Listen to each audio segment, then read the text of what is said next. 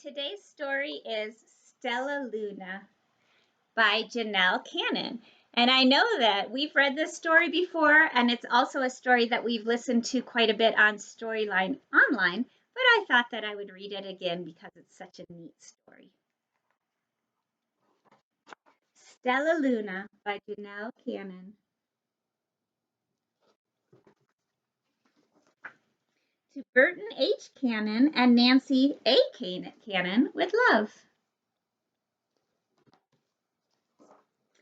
In a warm and sultry forest, far, far away, there once lived a mother fruit bat and her new baby. Oh, how Mother Bat loved her soft, tiny baby. "I'll name you Stellaluna," she crooned. Each night Mother Bat would carry Stellaluna clutched to her breast as she flew out to search for food. One night, as Mother Bat followed the heavy scent of ripe fruit, an owl spied her. On silent wings, the powerful bird swooped down upon the bats. Dodging and shrieking, Mother Bat tried to escape, but the owl struck again and again, knocking Stellaluna into the air. Her baby wings were as limp and useless as wet paper. Down, down she went, faster and faster into the forest below. The dark, leafy tangle of branches caught Stellaluna as she fell. One twig was small enough for Stellaluna's tiny feet. Wrapping her wings about her, she clutched the thin branch, trembling with cold and fear. "Mother!" Stellaluna squeaked. "Where are you?" By daybreak, the baby bat could hold on no longer. Down, down again she dropped. Flump!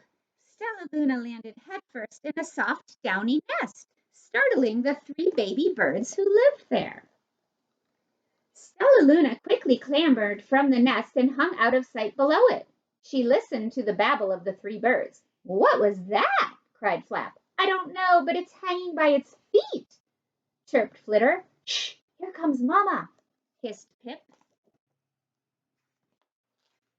Many, many times that day Mama Bird flew away, always returning with food for her babies. Stellaluna was terribly hungry, but not for the crawly things Mama Bird brought. Finally, though, the little bat could bear it no longer. She climbed into the nest, closed her eyes, and opened her mouth. Plop! In dropped a big green grasshopper. Stellaluna learned to be like the birds. She stayed awake all day and slept at night. She ate bugs, even though they tasted awful. Her bat ways were quickly disappearing, except for one thing. Stellaluna still liked to sleep hanging by her feet. Once, when Mama was away, the curious baby birds decided to try it too. When Mama Bird came home, she saw 8 tiny feet gripping the edge of the nest. "Eek!" she cried. "Get back up here this instant! You're going to fall and break your necks." The birds clambered back into the nest, but Mama Bird stopped Stellaluna. "You are teaching my children to do bad things. I will not let you back into this nest unless you promise to obey all the rules of this house." Stellaluna promised. She ate bugs without making faces. She slept in the nest at night, and she didn't hang by her feet. Stellaluna behaved as a good bird should. All the babies grew quickly. Soon the nest became crowded. Mama Bird told them it was time to learn to fly. One by one, Pip, Flitter, Flap, and Stellaluna jumped from the nest. Their wings worked. "I'm just like them," thought Stellaluna. "I can fly too." Pip, Flitter, and Flap landed gracefully on a branch. Stellaluna tried to do the same.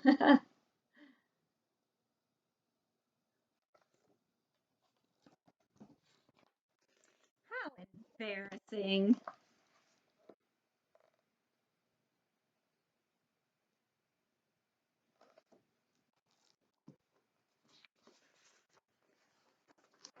I will fly all day, Stellaluna told herself. Then no one will see how clumsy I am.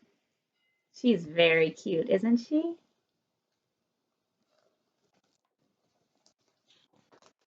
The next day, Pip, Flitter, Flap, and Stellaluna went flying far from home. They flew for hours, exercising their new wings. The sun is setting, warned Flitter.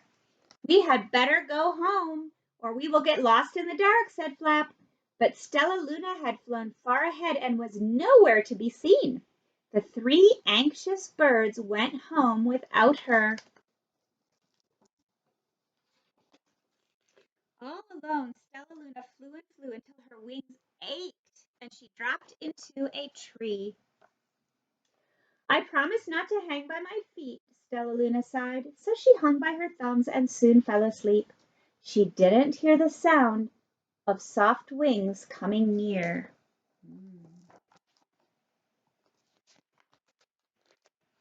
Hey, a loud voice said, why are you hanging upside down? Stellaluna's eyes opened wide. She saw a most peculiar face. I'm not upside down, you are, Stellaluna said. Ah, but you're a bat. Bats hang by their feet. You are hanging by your thumbs, so that makes you upside down, the creature said. I'm a bat. I'm hanging by my feet. That makes me right side up. Stellaluna was confused. Mama Bird told me I was upside down. She said I was wrong. Wrong for a bird, maybe, but not for a bat.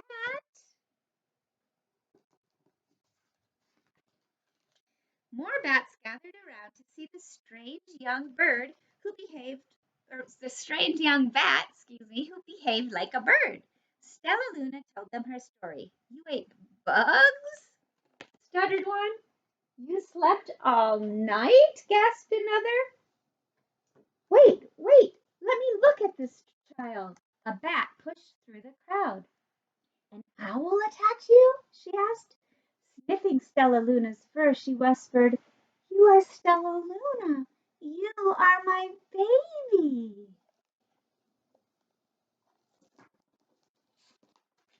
You escaped the owl, cried Stellaluna. You survived? Yes, said Mother Bat as she wrapped her wings around Stellaluna. Come with me, and I'll show you where to find the most delicious fruit. You will never have to eat another bug as long as you live. But it's nighttime, Stellaluna squeaked. We can't fly in the dark, or we will crash into trees. We're bats, said Mother Bat. We can see in darkness. Come with us. Stellaluna was afraid, but she let go of the tree and dropped into the deep blue sky. Stellaluna could see. She felt as though rays of light shone from her eyes. She was able to see everything in her path. Soon the bats found a mango tree, and Stellaluna ate as much as the wonderful fruit as she could hold. I'll never eat another bug as long as I live, cheered Stellaluna as she stuffed herself full.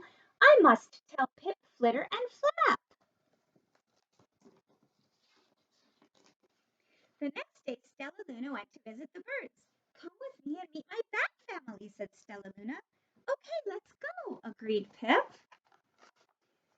They hang by their feet, and they fly at night, and they eat the best fruit in the world, Stellaluna explained to the birds on the way.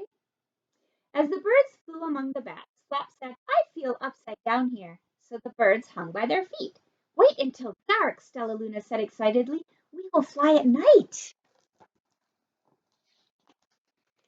When night came, Stellaluna flew away. Pip, Flitter, and Flap leapt from the tree to follow her.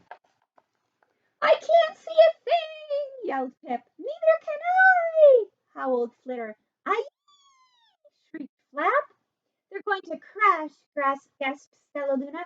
I must rescue them. Stellaluna swooped about, grabbing her friends in the air. She lifted them to a tree, and the birds grasped a branch. Stellaluna hung from the limb above them. We're safe, said Stellaluna. Then she sighed. I wish you could see in the dark, too.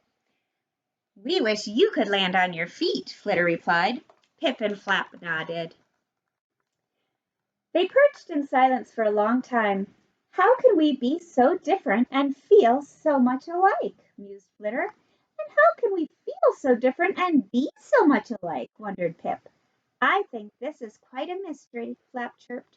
I agree, said Stellaluna, but we're friends, and that's a fact.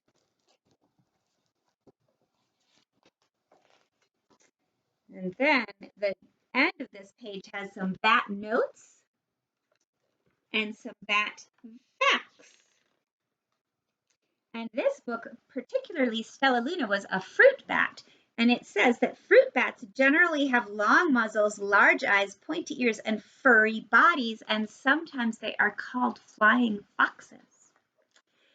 And because I knew I was going to read the story, and just because I kind of felt like it, I made a little bat out of paper. And he looks kind of more like a Halloween bat because he has these big teeth. But you could do this too if you want, just for fun. All you need is paper. It doesn't even have to be black because you can color it whatever color you want. And you cut out 2 strips, and the first strip you just fold in to make it a little tube. So like you just put some glue here and make a ring out of it. And then the second strip you cut in half and cut out wing shapes. And then you cut out 2 white fangs. And I put Google eyes on, but you don't have to use Google eyes. You could just use paper eyes too. And then I cut out some little paper ears and just glued them on to the back of the inside like that. Anyway, I hope you guys are having a good day. Bye.